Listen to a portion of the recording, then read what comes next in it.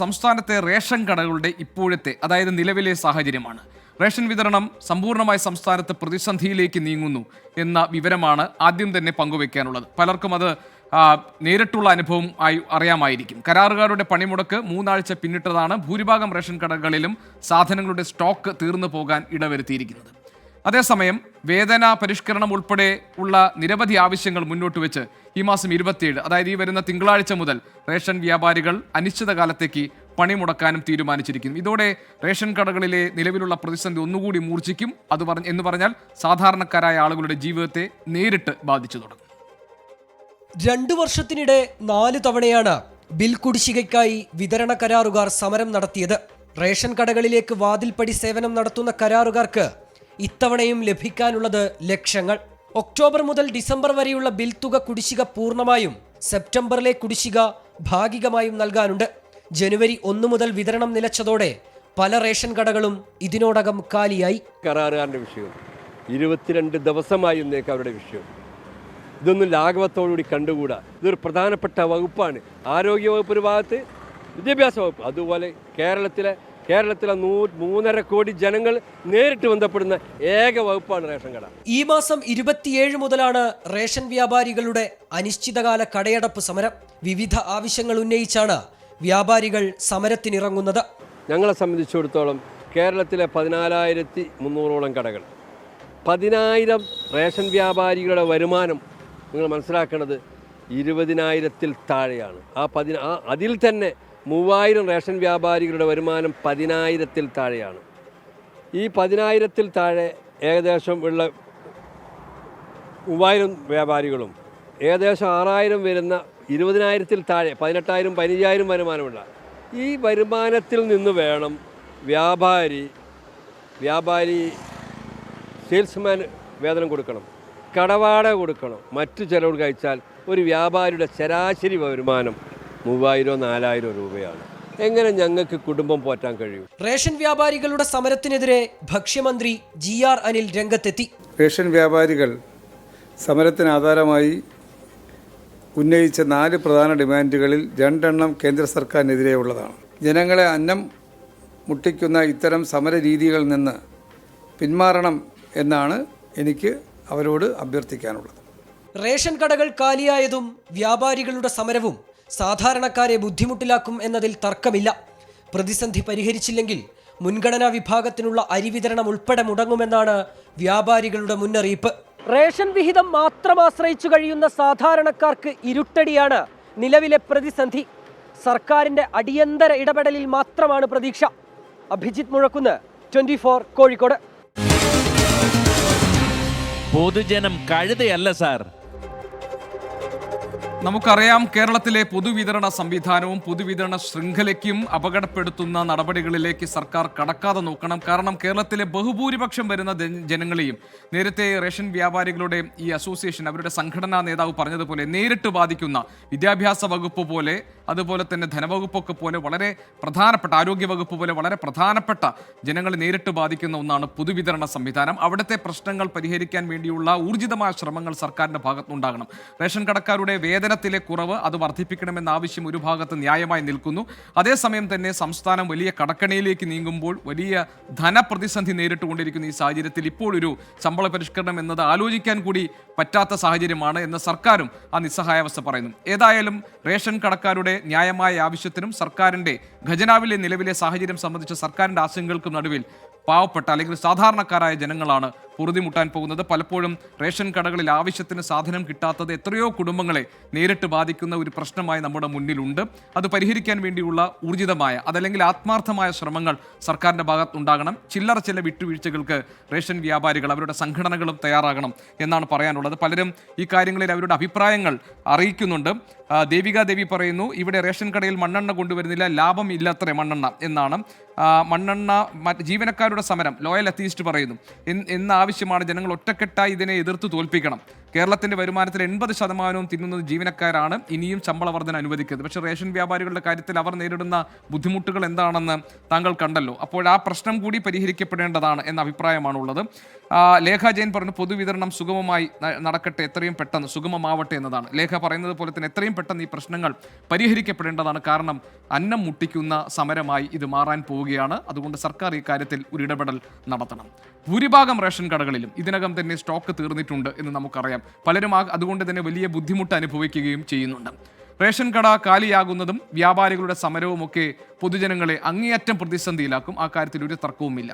സാധാരണക്കാരായ ജനങ്ങൾ ഈ പ്രശ്നത്തെ എങ്ങനെയാണ് കാണുന്നത്? നമുക്ക് കാണാം അവരുടെ പ്രതികരണങ്ങൾ. പൊതുവേ തന്നെ വിഷമിച്ചിരിക്കുകയാണ്. കാശില്ലാതെ വളരെയധികം വിഷമത്തിലാണ് എല്ലാവരും. ഈ പറഞ്ഞതുമാതിരി റേഷൻ കടയും കൂടെ അടച്ചിട്ടാൽ അവരുടെ കാര്യം വളരെ കഷ്ടത്തിലാണ്. പിന്നെ ബുദ്ധിമുട്ടല്ലാണ്ട് നമ്മളെ പോലത്തെ സാധാരണക്കാരായ ആൾക്കാർക്ക് റേഷൻ കട മുഖേന ജീവിച്ചു പോകുന്ന ആൾക്കാർക്ക് റേഷൻ കട ബന്ധാക്കിയിട്ടാൽ എത്രത്തോളം ബുദ്ധിമുട്ടാകും. തീർച്ചയായും പട്ടിണിയിലേക്ക് തന്നെ കാര്യങ്ങൾ മുമ്പോട്ട് പോകും. അതിന് റേഷൻ സംവിധാനത്തെ നിലനിർത്തിക്കൊണ്ടു പോകുന്നതിന് വേണ്ടി വേണ്ട നടപടികൾ സർക്കാർ സ്വീകരിക്കേണ്ടതാണ്.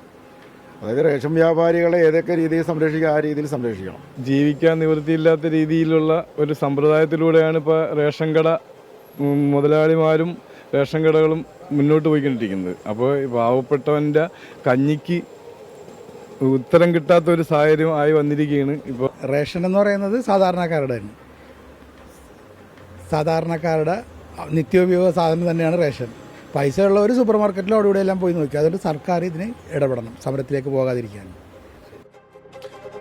അത് ശരിയാണ്. സാധാരണക്കാരായ ജനങ്ങളുടെ ആശ്രയം തന്നെയാണ് റേഷൻ കാർഡ്. ഇപ്പോഴും എത്രയോ കുടുംബങ്ങൾ അതിൽ കണ്ണി ചേർക്കപ്പെട്ട് കിടക്കുന്നുണ്ട്. പണക്കാരായിട്ടുള്ള അല്ലെങ്കിൽ ധനികരായിട്ടുള്ള അല്ലെങ്കിൽ സാമാന്യം ഉയർന്ന നിലയിൽ താമസിക്കുന്ന നഗരപ്രദേശങ്ങളിലൊക്കെ താമസിക്കുന്ന ധാരാളം പേർ അവർ സൂപ്പർ മാർക്കറ്റുകളേക്ക് ആശ്രയിക്കും. പക്ഷേ ഈ സമൂഹത്തിൻ്റെ ഏറ്റവും അടിത്തട്ടിൽ കിടക്കുന്ന അതല്ലെങ്കിൽ വലിയൊരു വിഭാഗം ജനങ്ങളെ സംബന്ധിച്ച് നമ്മളെല്ലാം ആശ്രയിക്കുന്നത് റേഷൻ കടകളെയാണ്. അവിടെ സാധനങ്ങൾ കൃത്യമായി എത്താതെ അവിടെ ഉണ്ടാകുന്ന ഉൽപ്പന്നങ്ങൾ ഇല്ലാത്ത അവസ്ഥ എന്ന് പറയുന്നത് അങ്ങേയറ്റം ദാരുണമായ ഒരു സാഹചര്യമാണ്. സജി മാങ്കോട് പറയുന്നു സത്യം പറഞ്ഞാൽ മണ്ണെണ്ണ കിട്ടിയിട്ട് മാസങ്ങളായി എന്നാണ്. വിനോദ് മട്ടം പറയുന്നു പാവപ്പെട്ട എത്ര റേഷൻ കടക്കാരുണ്ട്? ധാരാളം റേഷൻ കടക്കാർ പാവപ്പെട്ടവരായി ഉണ്ട് വിനോദ്. ബിന്ദു പി നായർ ചോദിക്കുന്നത് കഷ്ടമാണ്, ഇത് പാവങ്ങൾക്ക് അരിയുമില്ല പെൻഷനുമില്ല എന്ന അവസ്ഥയാണ്. ശരിയാണ്, പാവങ്ങളെ നേരിട്ട് ബാധിക്കുന്ന സാധാരണക്കാരായ ജനങ്ങളെ നേരിട്ട് ബാധിക്കുന്ന ഒരു പ്രശ്നമായി ഇത് മാറുകയും ചെയ്യുന്നുണ്ട്. ഈ വാർത്ത റിപ്പോർട്ട് ചെയ്ത ഞങ്ങളുടെ പ്രതിനിധി അഭിജിത്ത് മുഴക്കുന്ന് റേഷൻ കടകളിൽ സാധനങ്ങൾ ഇല്ലാതെ പോകുന്നതും അതോടൊപ്പം തന്നെ ഇനിയിപ്പോൾ റേഷൻ വ്യാപാരികൾ സമരത്തിലേക്ക് കടക്കുന്നതുമൊക്കെ സാധാരണക്കാരുടെ ജീവിതത്തെ എങ്ങനെ ബാധിച്ചിട്ടുണ്ട് എന്ന് നമുക്ക് നോക്കാം. അത് പറയാനാണ് അഭിജിത്ത് മുഴക്കുന്ന് നമ്മളോടൊപ്പം ചേരുന്നത് കോഴിക്കോട്ട് നിന്ന്. അഭിജിത്ത്, റേഷൻ കടക്കാരുടെ ഈ അവശ്യ സാധനങ്ങൾ ലഭ്യമാകാതെ പോകുന്ന സാഹചര്യവും അതേപോലെ തന്നെ റേഷൻ കടക്കാർ ഇനി സമരത്തിലേക്ക് ഇറങ്ങുന്നതുമൊക്കെ നേരിട്ട് ബാധിക്കാൻ പോവുകയാണ് ജനങ്ങളെ. എന്താണ് നിലവിൽ ഇപ്പോൾ കോഴിക്കോട്ട് ഭാഗങ്ങളിലൊക്കെ റേഷൻ കടയിലെ അവസ്ഥ എന്താണ്? ഇപ്പോൾ പലരും ഇതിനകത്ത് കമന്റ് ചെയ്യുന്ന അവശ്യ സാധനങ്ങൾ കിട്ടാതെ പോയിട്ട് ഇപ്പോൾ മണ്ണെണ്ണയൊക്കെ കിട്ടാതായിട്ട് മാസങ്ങളായി എന്നാണ്. എന്താണ് നിലവിൽ അവിടുത്തെ സാഹചര്യം?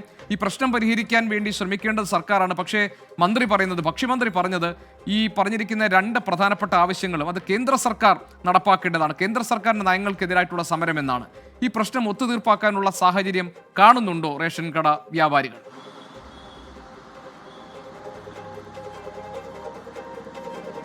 ഗോപി, നമ്മൾ ഈ സ്റ്റോറിയിൽ പറഞ്ഞതുപോലെ തന്നെ പല റേഷൻ കടകളും ഈ ജില്ലയിലെ കാര്യം എടുത്തു നോക്കുകയാണെങ്കിൽ പല റേഷൻ കടകളും കാലിയായിട്ടുണ്ട്, ശൂന്യമായിട്ടുണ്ട്. അത് നമ്മൾ ഈ പറഞ്ഞതുപോലെ തന്നെ ഈ ഗോഡൌണിൽ നിന്ന് വാതിൽപ്പടി സേവനം നടത്തുന്ന ഈ വിതരണക്കാർ, കരാറുകാർ, അവർ ഈ സാധനങ്ങൾ എത്തിക്കുന്നില്ല. ജനുവരി 1 മുതൽ അവർ സമരത്തിലാണ്. അതിനാൽ തന്നെ സ്വാഭാവികമായും ഈ റേഷൻ കടകളിലേക്ക് സാധനം എത്തുന്നില്ല, കടകൾ ശൂന്യമാകും, കാലിയാകും. ഇവിടേക്ക് എത്തുന്ന ഈ ഉപഭോക്താക്കൾ അവർക്ക് ഈ സാധനങ്ങൾ കിട്ടേണ്ടതുണ്ട്. ഈ റേഷൻ കടകളെ മാത്രം ആശ്രയിച്ച് കഴിയുന്നവരുണ്ട്. ഭൂരിഭാഗം പലരും അങ്ങനെയുള്ളവർ നമുക്കറിയാം. അവർ പലരും അവരുടെ ആശ്രയം എന്ന് പറയുന്നത് ഈ റേഷൻ കടകളാണ്. അവിടെ നിന്ന് ലഭിക്കുന്ന അരി ഉൾപ്പെടെയുള്ള സാധനങ്ങളാണ്.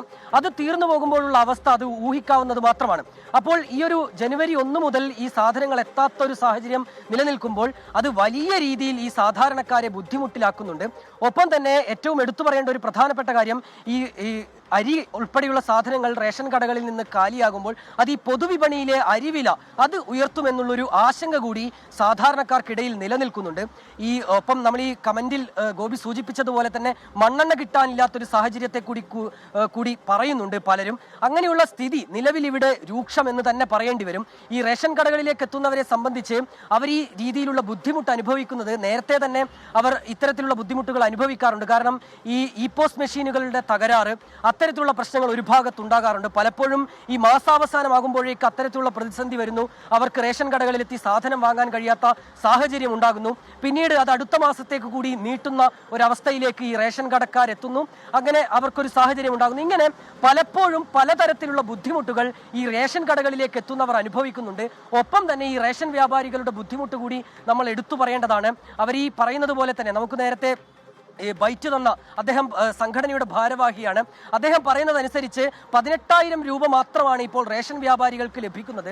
അവർക്കത് 30,000-ലേക്ക് ഉയർത്തണം എന്നുള്ള ഒരു ആവശ്യമാണുള്ളത്. കാരണം അത്തരം ഈ 30,000 ഇതിൽ ചില ആവശ്യങ്ങളൊക്കെ അംഗീകരിച്ചിട്ടുണ്ടായിരുന്നു അഭിജിത്ത്. അതായത് ക്ഷേമനിധി പെൻഷനിൽ മാറ്റം വരുത്തണം, അത് 1,500 എന്നുള്ളത് 2,000 ആക്കി ഉയർത്താമെന്ന് സർക്കാർ തീരുമാനിച്ചു, അത് അംഗീകരിച്ചു. ആ ആവശ്യം ഈ ജീവനക്കാരുടെ അല്ലെങ്കിൽ റേഷൻ കട വ്യാപാരികളുടെ ആവശ്യം സർക്കാർ അംഗീകരിച്ചു. പക്ഷേ ചർച്ച അലസിപ്പിരിയാൻ കാരണം അവരുടെ വേതനത്തിൽ വർധനമുണ്ടാക്കണം. അത് നിലവിലെ സാമ്പത്തിക പ്രതിസന്ധി നേരിടുന്ന ഈ സാഹചര്യത്തിൽ അതിന് സാധ്യതയില്ല എന്ന് സർക്കാർ പറഞ്ഞതാണ് ചർച്ച അലസിപ്പിരിയാൻ കാരണം. പക്ഷേ പ്രശ്നങ്ങൾ എന്തായാലും പരിഹരിച്ചേ പറ്റൂ. അതല്ലെങ്കിൽ കേരളത്തിലെ മഹാഭൂരിപക്ഷം വരുന്ന ജനങ്ങളെയും പ്രതിപക്ഷത്ത് നിർത്തുന്ന അല്ലെങ്കിൽ എതിർചേരിയിൽ നിർത്തുന്ന ഒരു പ്രശ്നമായി ഇത് സർക്കാരിന് മുന്നിൽ മാറും. അതുകൊണ്ട് ഈ പ്രശ്നം എത്രയും പെട്ടെന്ന് പരിഹരിക്കേണ്ടതാണ്.